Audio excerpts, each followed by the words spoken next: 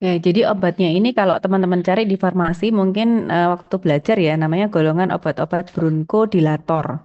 Obat-obat yang menyebabkan dilatasi pada bronkus ya namanya obat-obat bronchodilator. Itu teman-teman akan menemukan variasi obatnya itu tidak hanya diminum oral ya, tapi juga eh, bisa topikal ya. Ini seperti ini kan topikal ya, atau bisa juga nanti mungkin injeksi ya, diberikan dengan cara disuntik atau di drip atau diinfus ya. Jadi ini adalah obat-obat yang bronchodilator sifatnya topikal ya. Ini adalah paru ya. Jadi paru itu dia ada kanan dan kiri diletakkan dalam satu ruang. Di sini namanya mediastinum. Jadi sudah disetting tempatnya itu aman gitu ya. Dalam artian belakangnya dilindungi oleh vertebra, tulang belakang. Bagian depannya ditutupi oleh manubrium sterni ya. Atau kalau dalam bahasa dulu SMA kita sebutnya taju pedang ya atau manubrium sterni atau sternum ya yang letaknya ada di dada. Jadi nanti kalau waktu pijat jantung, nah itu yang dipijat itu adalah bagian ini ya manubrium sterninya ini. Sternumnya yang dipijat. Jadi di kanan kiri paru ini dia tengahnya ada jantung ya, dilindungi lagi di depan oleh apa ini? Ini iga atau koste tulang iga ya. Jadi ada tulang iga di bagian depan dan belakang dan di belakang ada struktur tulang belakang. Jadi kalau kita lihat di area tubuh kita gitu ya, bagi yang muslim mungkin ya bahwa ciptaannya itu sempurna ya dalam artian seperti kepala ya, organ penting itu ditutup oleh kranium ya, tulang yang keras ya. Dan di sini ada bagian tulang dada dan tulang belakang yang melindungi jantung dan paru.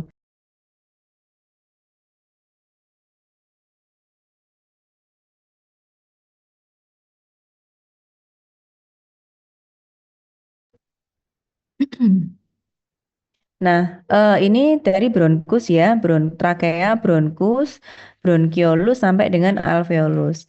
Nah, alveolus ini kalau kita zoom lagi gitu ya, diperbesar lagi bentuknya seperti ini. Jadi di dalam textbook itu disebutkan dia diselimuti ya. Diselimuti itu artinya tertutup rapat oleh pembuluh darah. Jadi setelah alveolus itu langsung ditempeli oleh pembuluh darah ya. Nah, kalau di zoom lagi seperti ini satu alveolus ya, satu anggur tadi itu kalau di zoom itu bentuknya seperti ini. Jadi ini ada satu sel epitel ya, ini pembuluh darah ya, ini digambarkan ada eritrositnya, ini langsung alveolusnya. Jadi alveolus dan epitel pembuluh darahnya itu langsung nempel ya.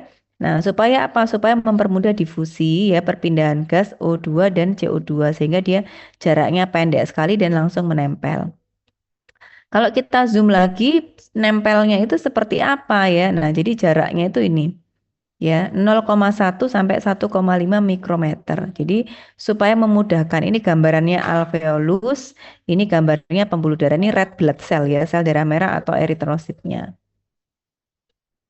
Di alveolus itu ada apa saja? Di alveolus itu ada alveolus sel tipe 1 dan alveolus sel tipe 2. Tipe 2-nya itu kita sebut ya surfaktan sel, sel yang menghasilkan surfaktan.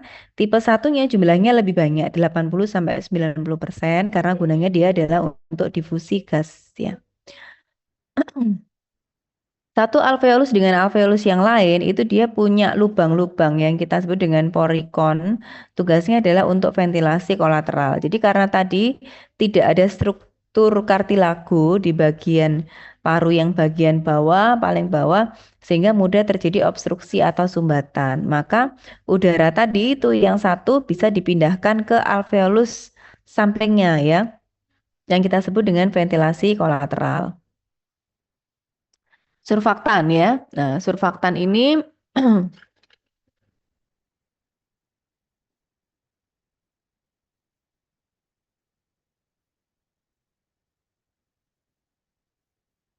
ya. Nah, surfaktan ini adalah bahan aktif permukaan yang meliputi seluruh dari saluran pernapasan. Jadi, paru-paru alveolus kita itu diselimuti oleh cairan tipis ya, yang sama yang seperti yang melapisi ya semua saluran pernapasan. Jadi, gambarannya alveolus itu seperti kalau teman-teman punya kaca ya atau objek gelas, satu objek gelas dikasih satu tetes air ya, terus ditutup lagi pakai objek gelas yang lain. Itu kan kalau mau buka itu kan sulit ya. Nah, kalau membuka sulit dia kayak lengket gitu, padahal itu cuma air ya. Nah, itu sama surfaktan tuh sama seperti itu. Jadi sedikit fungsinya, tapi dia punya efek pelapis yang kuat ya. Dihasilkan oleh sel-sel pneumosit atau sel epitel alveolus tipe 2. Gambarnya yang ini tadi ya. Ini yang warna kuning ini ya. Nah, ini sel alveolus tipe 2 yang menghasilkan surfaktan.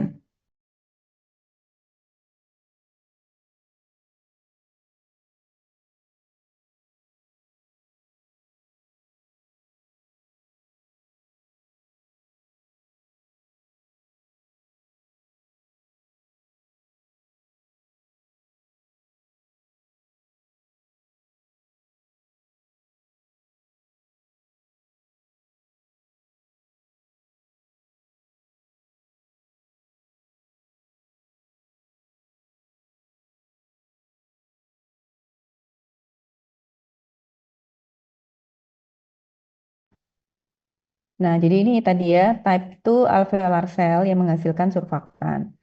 Nah, ada gambaran yang menarik ya, yang bisa mencontohkan apa fungsi surfaktan. Seperti penggambarannya paru kita, alveolus kita yang kecil-kecil seperti anggur tadi itu sama seperti balon ya. Jadi kita pernah ya, ada yang belum pernah niup balon? Pernah semua ya. Nah, jadi misalnya kita meniup balon, teman-teman mungkin kalau beberapa kali meniup balon, tahu ya, oh ini ada balon yang mudah ditiup, ada yang sulit ditiup ya. Mudah ditiup itu dalam artian apa ya? Mungkin sekali tiup, 3 kali, 4 kali tiup itu sudah langsung besar ya balonnya. Ada mungkin beberapa balon yang ditiup itu sulit sekali ya, sehingga kita yang niup itu sampai pipinya capek, kram karena niup balon tuh nggak gembung-gembung ya. Mungkin dia terlalu tebal dinding balonnya ya, atau komponen struktur bahan balonnya itu kurang bagus sehingga ditiupnya itu sulit gitu ya. Nah, surfaktan itu fungsinya dia punya fungsi compliance paru. Jadi mengurangi kerja untuk mengembangkan paru.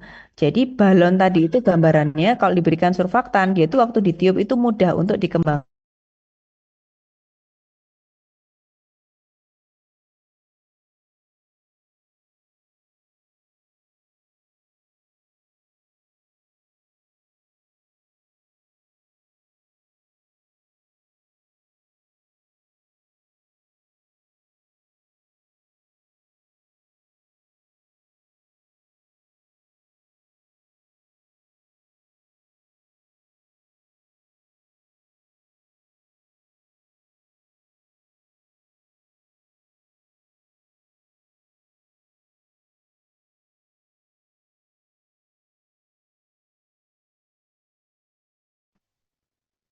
Jadi penggambarannya alveolus yang baik gitu ya, itu adalah yang mudah untuk dikembangkan. Jadi waktu kita niup atau kita waktu mengembangkan alveolus kita itu mudah ya. Itu namanya fungsi compliance ya. Nah, paru itu setelah tadi ya seperti balon tadi kita tiup sampai dia besar ya. Kita pegang ujungnya ya, dipegang di ujungnya balon itu, terus balonnya besar ditutup ya. Cara kita mengempeskannya kan tinggal dibuka aja pegangan kita ya, dibuka kempes balonnya, tapi dia kempes tidak akan sampai kempet ya, yang sampai seperti pertama kali kita niup balon. Ya, jadi masih ada sisa di dalam balon itu masih ada sedikit sisa udara ya. Nah, itu yang disebut dengan recoil paru. Jadi memperkecil kecenderungan paru untuk recoil sehingga paru tidak mudah kolaps ya. Jadi artinya apa? Paru itu yang disukai adalah paru yang mudah mengembang. Pada saat kempes itu tidak sampai isinya habis ya, tidak mudah kolaps. Jadi fungsi ini dipertahankan oleh surfaktan. Fungsinya apa? Recoil dan compliance. Compliance itu mengembang, recoil itu kembali.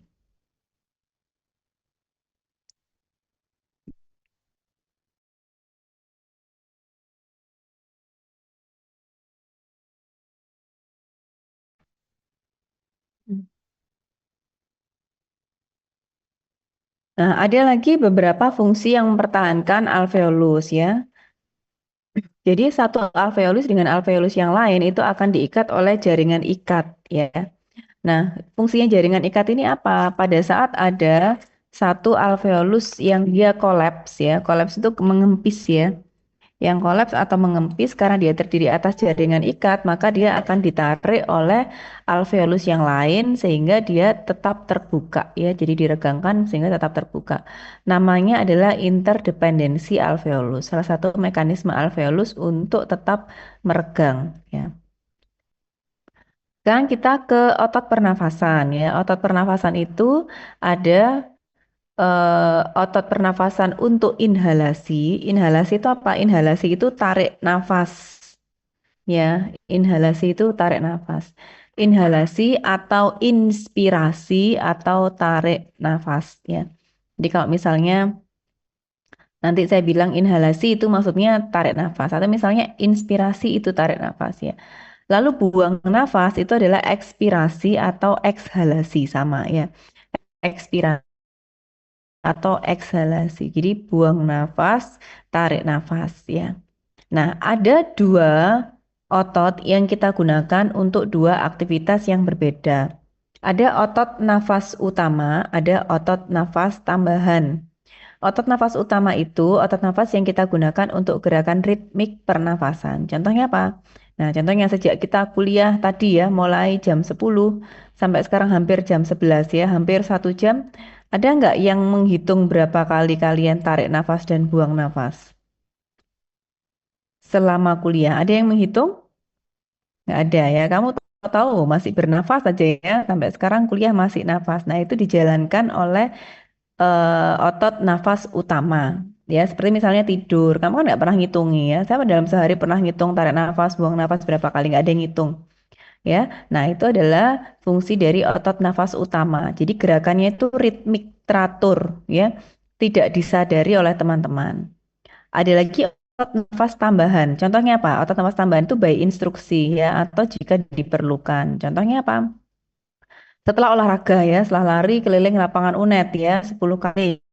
Tengah siang panas ya. Selesai berhentinya cari tempat yang redup ya, yang iup, kalau bahasa Jawa ya, yang nggak panas. Terus irama nafasnya pasti ya, gitu ya. Irama nafasnya jadi cepat ya.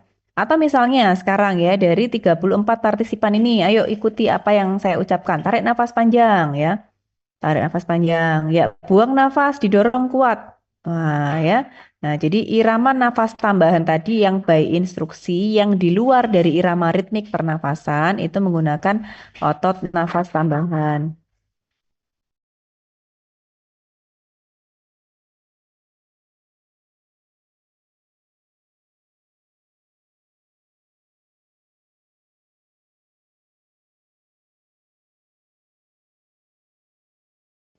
Tuh, jadi irama nafas tambahan ya, yang menggunakan otot-otot tambahan pernafasan. Nah, irama pernapasan kita yang utama tadi itu diperankan oleh apa? Oleh otot interkostalis yang eksterna dan diafragma. Ini ya, muscles of inspiration ya. Otot interkostalis eksterna dan diafragma. Jadi disebutkan eksterna karena apa? Pada saat dia berkontraksi itu menyebabkan pergerakan dinding dada ke arah luar eksterna. Sedangkan internal kebalikannya ya, masuk ke dalam. Kalau muscles of expirasi sama diafragma juga, jadi otot dari dasar dinding dada dan interkostalis yang interna ya. Jadi kalau kalian melihat ya orang sesak nafas itu kan mudah diidentifikasi ya. Jadi kalau orangnya misalnya seperti ini ya atau Kak pada anak itu nafas cuping hidungnya hidungnya sampai buka-buka ya karena apa udara nafasnya usaha bernafasnya kuat sekali ya. Atau misalnya di bagian sini ya di bagian atas dada ya kelihatan orang itu sampai kalau nafas itu sampai naik bahunya ya gitu ya. Nah, kelihatan usaha bernafasnya ya. Nah, ini yang kalau kalian bisa melihat orang itu, menyadari bahwa orang ini sesak itu berarti kalian sedang melihat otot nafas tambahan. Otot nafas tambahan itu apa? Kalau inspirasi itu letaknya ada di leher, ya. Jadi kita dalam memproduksi suara, ya, itu adalah usaha dari inspirasi dan ekspirasi. Nggak mungkin orang yang bicara mulutnya ditutup, nggak bisa.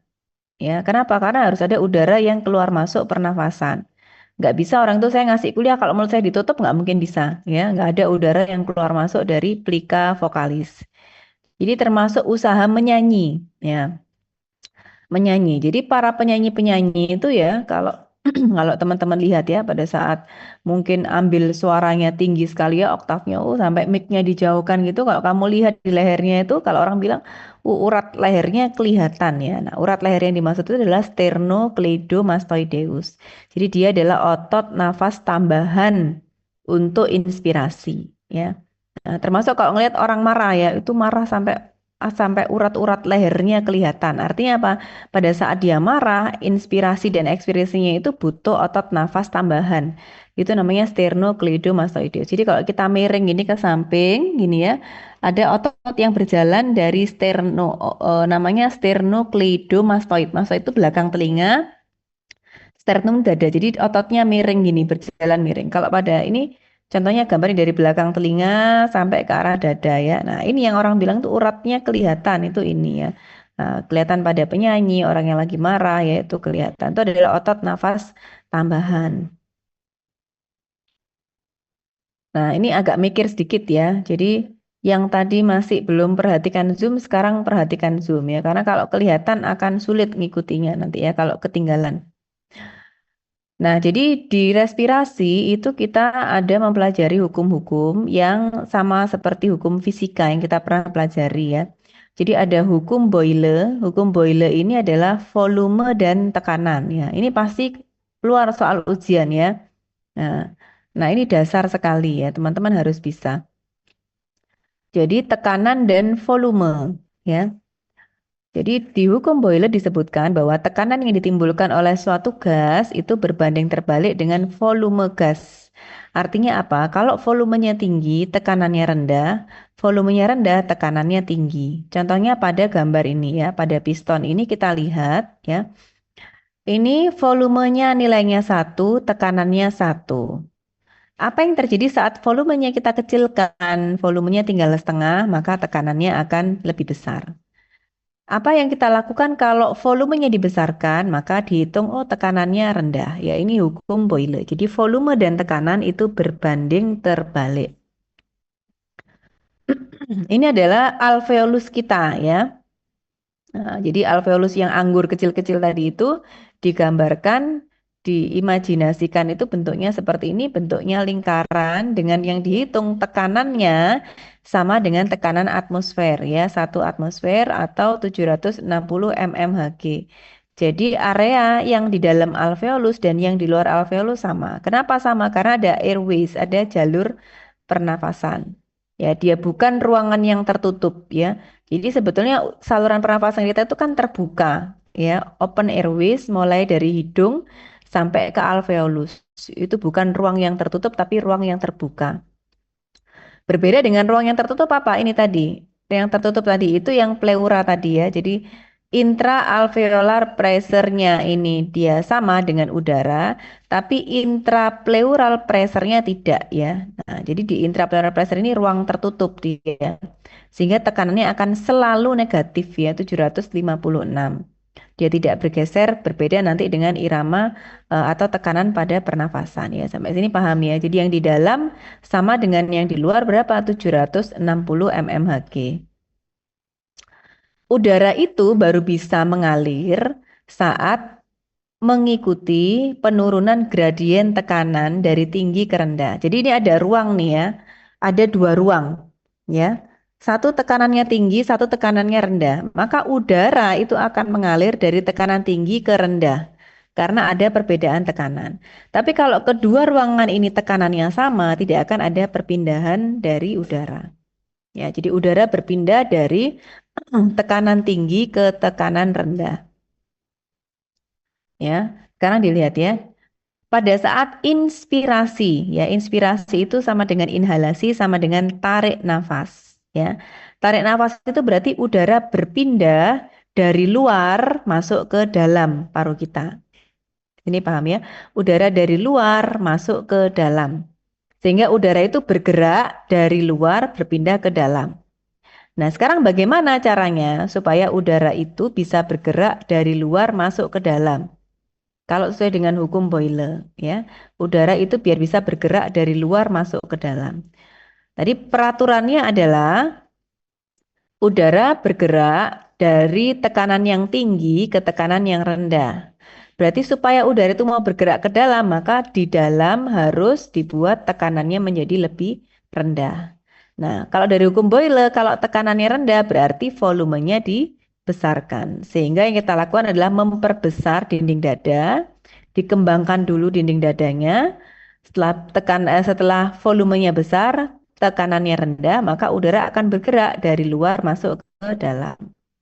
Nah, ini dicontohkan ini ya. Jadi dari ini ukurannya segini ya, pre-inspiratory size of thorax. Jadi pre sebelum inspirasi, setelah inspirasi. Jadi dikembangkan dulu dinding dadanya, baru udara itu setelah dikembangkan dinding dadanya, selalu apa namanya tekanannya turun ya, volume besar tekanan turun, baru udara bergerak dari tekanan tinggi ke tekanan rendah. Ini yang terjadi selama inspirasi. Biasanya yang saya masukkan di soal itu saya bolak-balik ya, misalnya mana dulu yang berkembang dulu dadanya, atau tekanannya dulu yang berubah, atau volumenya dulu. Nah, ini teman-teman harus hafal ya, harus paham ya, nggak hafal, nggak bukan hafal, harus paham. Jadi bukan kita bernafas itu kita tarik nafas lalu dinding dada kita besar karena kita udara masuk, tidak ya. Jadi udara dinding dada kita dibesarkan dulu, volumenya dibesarkan dulu secara sadar, baru udara itu bergerak dari luar masuk ke dalam. Yaitu kalau dibuat slow motion gitu ya. Tapi kan karena yang terjadi cepat yaitu otomatis mengalir ya fisiologinya. Nah, tapi kalau mau di slow motion kan begitu. Jadi dinding dadanya dulu mengembang, volumenya besar, saat volume besar tekanan kecil. Tekanan lebih kecil daripada yang di luar ya, sehingga udara bergerak dari luar masuk ke dalam. Oke.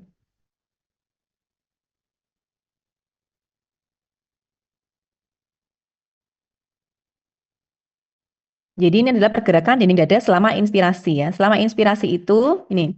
Jadi bagian ada dua otot tadi ya, diafragma dan otot dinding dada. Itu dinding dadanya mengembangnya itu ke arah luar eksternal ya, namanya interkostalis eksternal. Dan yang di bagian diafragmanya itu dia relaksasi menjadi lurus. Jadi dia dome shape ya, bentuknya seperti dome gitu, nengkung. Pada saat inspirasi dia ke bawah, jadi mendatar. Waktu ekspirasi buang nafas dia balik lagi. Ya, terus mendatar lagi. Itu ya. Lalu bagaimana untuk ekspirasi? Nah, ekspirasi itu kita pengen udara bergerak dari dalam keluar. Ya, udara itu bergerak dari tekanan tinggi ke tekanan rendah. Jadi supaya dia keluar, maka yang di dalam harus dibuat lebih tinggi. Maka apa yang dilakukan? Ya dikempiskan dinding dadanya. Jadi volumenya rendah, tekanannya tinggi, baru udara bergerak dari dalam keluar. Ya. Nah, kalau kita bayangkan tadi ya, seperti balon tadi ya. Ini tadi tekanannya terakhir inspirasi ya. Terakhir inspirasi tarik nafas ya. Udara yang di dalam volumenya besar, tekanannya kecil ya. Akhirnya dikempiskan. Dengan dikempiskan volumenya kecil, tekanannya besar ya. 761 baru udara itu bergerak keluar. Nah, yang menarik adalah ini ya, ekspirasi normal itu proses yang pasif ya. Seperti apa? Seperti kita perbedaan antara kita usaha yang kita lakukan untuk meniup balon dan mengempeskan balon. Nah, niup balon kan kamu harus ya kalau ngempeskan tinggal tinggal dibuka aja, ces gitu ya, keluar sendiri udaranya. Nah, sama juga ekspirasi. Tidak memerlukan usaha tambahan. Kita cuma perlu merelaksasikan saja otot dinding dada tanpa seperti inspirasi. Ya, jadi cuma perlu dilemaskan saja ototnya, maka udah dengan proses inspirasi. Ya, karena buang nafasnya itu sifatnya dia proses yang pasif ya. Nah, jadi kalau tadi dome shape gini bentuknya dia akan turun ke bawah ya, naik ke atas ini tarik nafas, turun ke bawah, buang nafas ke atas ya. di slide yang saya bagi ya, ototnya untuk ekspirasi. Nah ini ya, kalau inspirasi tarik nafas kuat ya. Kalau misalnya ikut yoga atau pilates, mungkin akan diberikan instruksi ya oleh coachnya. Tarik nafas panjang ya, buang nafas. Nah, itu otot nafas tambahan ya. Nah, kalau yang ekspirasi, ekspirasi kuat dan dalam, contohnya apa ya? Karena ekspirasi kuat dan dalam itu adalah ototnya itu dari perut. Ya, kalau inspirasi itu dari leher ya, otot nafas tambahannya. Kalau ekspirasi itu dari perut ya. Jadi contohnya apa? Kalau kalian buang nafas kuat dan dalamnya, itu pasti mau tidak mau otot perutnya ikut berkontraksi, mengempis masuk ke dalam. Nah, itu adalah otot-otot ekspirasi kuat dan dalam. Kapan kita ekspirasi kuat dan dalam? Ya, artinya perutnya sampai ngempis ya, tiup nafas sampai kuat gitu ya. Contohnya apa? Pada saat defekasi ya, BAB. Nah, BAB itu juga perlu irama pernafasan ya. Nah, kalau nggak ada udara yang keluar masuk, kalau kalian nggak ekspirasi kuat dan dalam untuk ngeden, nah itu butuh ekspirasi kuat dan dalam. Kenapa? Karena meningkatkan tekanan intraabdomen. Ya, jadi semua gerakan yang meningkatkan tekanan intraabdomen itu adalah gerakan ekspirasi. Contohnya apa ya?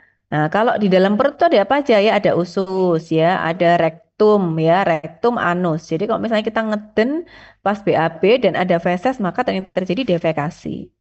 Ya, meningkatkan tekanan intraabdomen. Kalau yang di dalamnya ada bayi, uterus melahirkan maka proses kala dua persalinan ya pada saat proses melahirkan bayinya. Nah, itu kontraksi kuat, ekspirasi kuat dan dalam. Jadi ngeden kan ya. Nah, ngeden untuk bayinya keluar. Termasuk juga apa pada saat kencing. Ya, karena apa? Di abdomen itu juga ada vesika urinaria, buli-buli ya.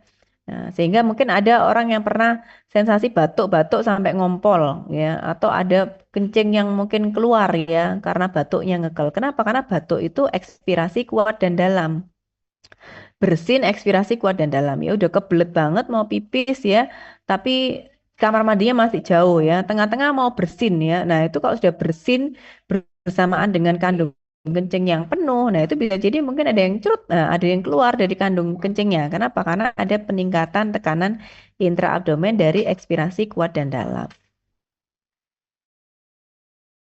Otot-otot perut ya, ya. Sehingga ada program senam hamil pada ibu-ibu yang hamil. Kenapa? Loh, kenapa sudah masih hamil kok masih disuruh senam aja? Karena apa? Untuk buat otot-otot pernafasan. Nah, jadi adalah otot perut, core ya, dan juga otot pernafasan. Kenapa? Karena modalnya untuk